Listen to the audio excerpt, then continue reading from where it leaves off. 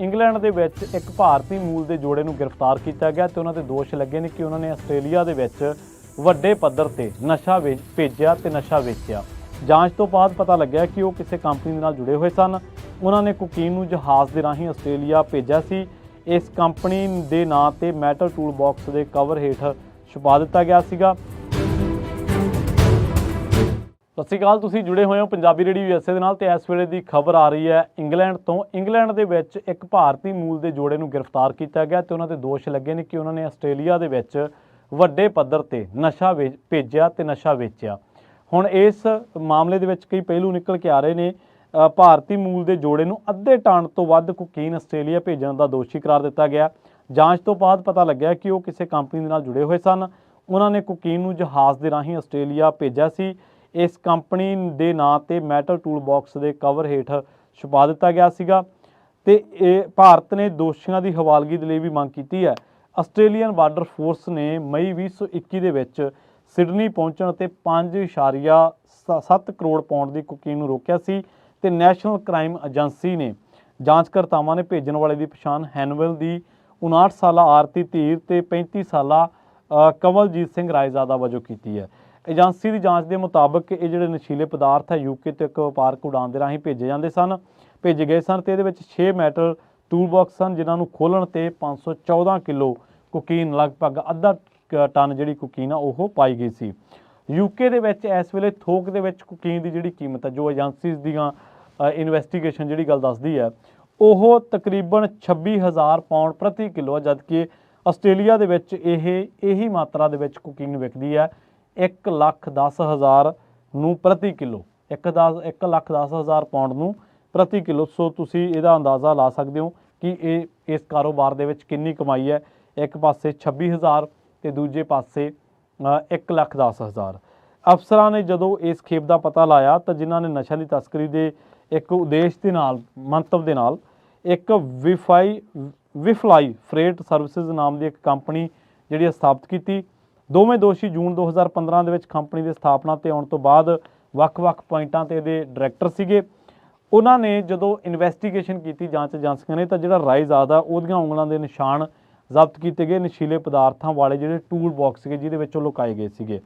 ਉਸ ਤੋਂ ਬਾਅਦ 2855 ਪਾਉਂਡ ਦੀ ਜਿਹੜੀ ਕੀਮਤ ਵਾਲੇ ਟੂਲ ਬਾਕਸ ਦੇ ਆਰਡਰ ਦੀਆਂ ਰਸੀਦਾਂ ਇਸ ਜੋੜੇ ਦੇ ਘਰ ਤੋਂ ਲੱਭੀਆਂ ਤੇ 2003 ਤੋਂ ਅਕਤੂਬਰ 2016 ਤੱਕ ਜਿਹੜੇ ਧੀਰ ਹੈ, ਜਿਹੜੀ ਬੀਬੀ ਦਾ ਨਾਮ ਦੱਸਿਆ ਗਿਆ, ਇਹ ਜਿਹੜੀ 59 ਸਾਲ ਆਰਤੀ ਧੀਰ ਹੈ, ਇਹ 2003 ਤੋਂ 2016 ਤੱਕ ਹੀਥਰੋ ਦੇ ਵਿੱਚ ਇੱਕ ਫਲਾਈਟ ਸਰਵਿਸ ਕੰਪਨੀ ਦੇ ਵਿੱਚ ਕੰਮ ਕਰਦੇ ਸੀਗੇ।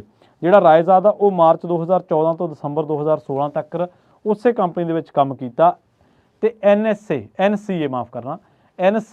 ਨੇ ਜਿਹੜੀ ਜਾਂਚ ਕੀਤੀ ਆ ਉਹਦੇ ਵਿੱਚ ਇਹ ਗੱਲ ਸਾਹਮਣੇ ਆਈ ਹੈ ਕਿ ਹਵਾਈ ਅੱਡੇ ਦੇ ਵਿੱਚ ਜਿਹੜੀਆਂ ਚੀਜ਼ਾਂ ਨੂੰ ਲੰਘਾਉਣ ਦੀਆਂ ਪ੍ਰਕਿਰਿਆਵਾਂ, ਉਹਨਾਂ ਦੇ ਵਿੱਚੋਂ ਇਹਨਾਂ ਨੂੰ ਗਿਆਨ ਦਾ, ਇਹਨਾਂ ਨੂੰ ਨੌਲੇਜ ਹੋਈ, ਇਹਨਾਂ ਨੂੰ ਪਤਾ ਲੱਗਿਆ ਕਿ ਆਹ ਲੂਪ ਹੋਲਸ ਨੇ, ਜਾਂ ਇਹਨਾਂ ਨੂੰ ਪਤਾ ਲੱਗਾ ਕਿ ਆਹ ਖਾਮੀਆਂ ਨੇ ਤੇ ਇੱਥੋਂ ਸਮਾਨ ਲੰਘਾਇਆ ਜਾਂਦਾ।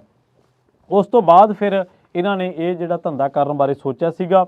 ਉਹਨਾਂ ਨੂੰ 21 ਜੂਨ 2021 ਨੂੰ ਹੈਨਵੇਲ ਦੇ ਵਿੱਚ ਉਹਨਾਂ ਦੇ ਘਰ ਤੋਂ ਗ੍ਰਿਫਤਾਰ ਕੀਤਾ ਗਿਆ ਤੇ ਉਦੋਂ ਉਹਨਾਂ ਦੇ ਘਰ ਤੋਂ 5,000 ਪਾਉਂਡ ਦੀਆਂ ਜਿਹੜੀਆਂ ਸੋਨੇ ਦੀਆਂ, ਚਾਂਦੀ ਦੀਆਂ ਬਾਰਾਂ, 13,000 ਦੀਆਂ ਜ਼ਬਤ ਕੀਤੀਆਂ ਗਈਆਂ ਇੱਕ ਸੁਰੱਖਿਆ ਡਿਪੋਜ਼ਿਟ ਬਾਕਸ ਦੇ ਵਿੱਚ ਤੇ 60,000 ਦੀ ਨਗਦੀ ਜਿਹੜੀ ਆ ਉਹਨਾਂ ਨੇ ਬਰਾਮਦ ਕੀਤੀ।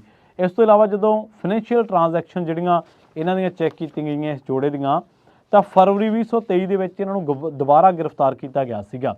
ਉਦੋਂ NCA ਦੀ ਜਿਹੜੀ ਜਾਂਚ ਸੀਗੀ, ਉਹਨਾਂ ਨੇ ਕਿਹਾ ਕਿ ਇਹਨਾਂ ਨੇ ਲਗਭਗ 3 ਮਿਲੀਅਨ ਦੀ ਨਗਦੀ ਜਿਹੜੀ ਆਪਣੇ ਘਰੇ ਲੁਕਾ ਕੇ ਰੱਖੀ ਹੋਈ ਸੀ ਤੇ ਇਸ ਇੱਕ ਅਪਾਰਟਮੈਂਟ ਦੇ ਵਿੱਚ ਦੱਸਿਆ ਗਿਆ, ਜਿਹੜਾ ਕਿ ਰਾਏਜ਼ਾਦਾ ਨੇ ਆਪਣੀ ਮਾਤਾ ਦੇ ਨਾਮ ਦੇ ਉੱਤੇ ਲਿਆ ਸੀਗਾ, ਮਾਂ ਦੇ ਨਾਮ ਉੱਤੇ, ਉੱਥੇ 3 ਮਿਲੀਅਨ ਰੁਪਈਆ ਮਿਲਿਆ ਸੀ। ਵਿੱਤੀ ਜਦੋਂ ਇਹਨਾਂ ਦੀਆਂ ਟ੍ਰਾਂਜੈਕਸ਼ਨਸ ਫਰੋਲੀਆਂ ਗਈਆਂ, ਜਦੋਂ ਇਹਨਾਂ ਤੋਂ ਇਨਵੈਸਟੀਗੇਸ਼ਨ ਕੀਤੀ ਗਈ ਤਾਂ ਇਹਨਾਂ ਤੋਂ ਕੁਝ ਹਜ਼ਾਰ ਪਾਉਂਡ ਦੇ ਮੁਨਾਫੇ ਦਾ ਐਲਾਨ ਕੀਤਾ ਸੀ ਇਹਨਾਂ ਨੇ ਆਪਣੀ ਕੰਪਨੀ ਦੇ ਜਦੋਂ ਟੈਕਸ ਭਰਿਆ ਜਾਂ ਜਦੋਂ ਇਹਨਾਂ ਤੋਂ ਪੁੱਛਗਿੱਛ ਕੀਤੀ ਗਈ ਸੀ। ਪਰ ਬਾਅਦ ਦੇ ਵਿੱਚ ਪਤਾ ਲੱਗਿਆ ਕਿ 8 ਲੱਖ ਪਾਉਂਡ ਦਾ ਇੱਕ ਘਰ ਖਰੀਦਿਆ ਇਹਨਾਂ ਨੇ ਤੇ 62,000 ਦੇ ਵਿੱਚ ਇੱਕ ਲੈਂਡ ਰੋਵਰ ਗੱਡੀ ਖਰੀਦੀ। ਹੁਣ ਇਹਨਾਂ ਨੇ ਜਿਹੜੀ ਆਪਦੀ ਕੰਪਨੀ ਦਾ ਮੁਨਾਫਾ ਦਿਖਾਇਆ ਸੀ, ਉਹ ਦਿਖਾਇਆ ਸੀ ਕੁਝ ਹਜ਼ਾਰ ਪਾਉਂਡ, ਪਰ ਜਿਹੜੀ ਇਹਨਾਂ ਕੋਲ ਜਾਇਦਾਦ ਸੀਗੀ ਉਹ ਖਰੀਦੀ ਇਹਨਾਂ ਨੇ 8 ਲੱਖ ਦੇ ਵਿੱਚ ਤੇ ਇੱਕ ਫਲੈਟ ਤੇ ਇੱਕ 62,000 ਦੇ ਵਿੱਚ ਲੈਂਡ ਰੋਵਰ। 3 ਮਿਲੀਅਨ ਦੀ ਨਗਦੀ ਸੀ ਇਹਨਾਂ ਕੋਲੇ। ਸੋ ਉੱਥੋਂ ਸ਼ੱਕ ਪਿਆ, ਜਦੋਂ ਪਤਾ ਲੱਗਿਆ, ਜਾਂਚ ਕੀਤੀ ਤਾਂ ਪਤਾ ਲੱਗਾ ਕਿ ਦੋਨਾਂ ਜਿਹੜੇ ਬੈਂਕ ਖਾਤਿਆਂ ਦੇ ਵਿੱਚ, ਦੋਨਾਂ ਮੀਆਂ ਬੀਵੀ ਦੇ ਬੈਂਕ ਖਾਤਿਆਂ ਦੇ ਵਿੱਚ ਜੋ ਰਕਮ ਰੱਖੀ ਹੋਈ ਸੀਗੀ ਦੋਵੇਂ ਮੁਲਜ਼ਮਾਂ ਦੇ ਮੀਆਂ ਬੀਵੀ ਦਾ ਬਾਰੇ ਹਲੇ ਪਤਾ ਨਹੀਂਗਾ, ਵੈਸੇ ਤਾਂ ਮੈਰਿਡ ਕਪਲ ਲਿਖਿਆ ਗਿਆ ਇਹਨਾਂ ਨੂੰ ਰਿਪੋਰਟ ਦੇ ਵਿੱਚ। ਤਾਂ ਉਹ ਕਹਿੰਦੇ ਕਿ ਇਹਨਾਂ ਦੀ ਜਿਹੜੀ ਐਲਾਨੀਆ ਆਮਦਨ ਸੀ ਉਹ ਤੋਂ ਕਿਤੇ ਜ਼ਿਆਦਾ ਵੱਧ ਸੀ। ਉਹਨਾਂ ਨੇ 2019 ਤੋਂ ਲੈ ਕੇ 22 ਤੱਕ ਵੱਖ-ਵੱਖ ਬੈਂਕ ਖਾਤਿਆਂ ਦੇ ਵਿੱਚ ਲਗਭਗ 22 ਬੈਂਕ ਖਾਤੇ ਉਹਨਾਂ ਨੇ ਯੂਜ਼ ਕੀਤੇ, ਜਿਨ੍ਹਾਂ ਦੇ ਵਿੱਚ 7,40,000 ਪਾਉਂਡ ਦੀ ਨਕਦੀ ਜਮ੍ਹਾਂ ਕੀਤੀ ਤੇ ਹੁਣ ਉਹਨਾਂ ਤੇ ਮਨੀ ਲਾਂਡਰਿੰਗ ਦੇ ਦੋਸ਼ ਵੀ ਲਗਾਏ ਗਏ ਨੇ। ਸੋ ਭਾਰਤੀ ਮੂਲ ਦਾ ਇਹ ਜੋੜਾ, ਜਿਹਦਾ ਨਾਮ ਦੱਸਿਆ ਗਿਆ 59 ਸਾਲਾ ਜਿਹੜੀ ਬੀਬੀ ਆਰਤੀ ਧੀਰ ਤੇ 35 ਸਾਲਾ ਕਮਲਜੀਤ ਸਿੰਘ ਰਾਏਜ਼ਾਦਾ ਵਜੋਂ ਇਹਨਾਂ ਦੀ ਪਛਾਣ ਹੋਈ ਹੈ, ਜਿਨ੍ਹਾਂ ਤੇ ਦੋਸ਼ ਇਹ ਲੱਗਿਆ ਕਿ ਇਹਨਾਂ ਨੇ ਜਿਹੜੇ ਕੋਕੀਨ ਆ ਉਹਨੂੰ ਜਹਾਜ਼ ਦੇ ਰਾਹੀਂ ਆਸਟ੍ਰੇਲੀਆ ਭੇਜਿਆ ਤੇ ਮੈਟਲ ਟੂਲ ਬਾਕਸ ਦੇ ਕਵਰ ਹੇਠਾਂ ਇਹਨਾਂ ਨੇ ਇਸ ਕੰਪਨੀ ਦੇ ਨਾਮ ਨੂੰ ਆਪਦੀ ਨੂੰ ਛੁਪਾ ਦਿੱਤਾ ਸੀ। ਪਰ ਬਾਅਦ ਦੇ ਵਿੱਚ ਜਦੋਂ ਪਤਾ ਲੱਗਿਆ ਕਿ ਜਿਹੜੀਆਂ ਚੀਜ਼ਾਂ, ਜਿਹੜੇ ਟੂਲ ਬਾਕਸ ਖਰੀਦੇ ਜਾਂ ਕੁਝ ਹੋਰ ਪਲਾਸਟਿਕ ਦੀਆਂ ਪਲੇਟਾਂ ਖਰੀਦੀਆਂ, ਤਾਂ ਉਹਦੀਆਂ ਰਸੀਦਾਂ ਵੀ ਇਸ ਜੋੜੇ ਦੇ ਘਰੋਂ ਬਰਾਮਦ ਕੀਤੀਆਂ ਗਈਆਂ। ਸੋ ਹੁਣ ਇਸ ਮਾਮਲੇ ਦੇ ਵਿੱਚ ਇਹਨਾਂ ਨੂੰ ਦੋਸ਼ੀ ਜਿਹੜਾ ਕਰਾਰ ਆ ਉਹ ਦਿੱਤਾ ਗਿਆ। ਬਹੁਤ ਬਹੁਤ ਧੰਨਵਾਦ। ਜਲਦ ਮਿਲਾਂਗੇ ਕਿਸੇ